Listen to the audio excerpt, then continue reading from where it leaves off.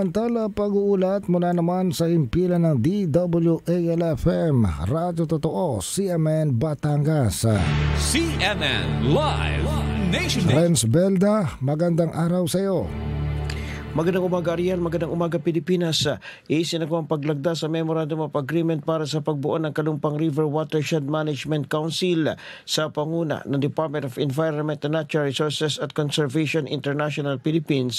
Naging magkatuwang sa pagbuo ng nasabing konseho ang pamahalang palalawigan ng Batangas, mga pambasang ahensya sa lalawigan, mga kabalikat sa pribadong sektor at akademya at mga pamahalang lokal ng lungsod ng Batangas, lungsod ng Lipa, San Jose, Ibaan, Rosario, Taysan, Padre Garcia at Cuenca at mga bayan at lungsod na nasasaklawan ng Kalumpang River Watershed. Pinahayag ni Governor Hermelando Mandanas ang buong suporta ng pamahalang palalawigan sa Management Council para sa wastong pamahala ng Ilog Kalumpang na naayon sa kapakinabangan ng lalawigan ngayon at sa mga darating pang henerasyon.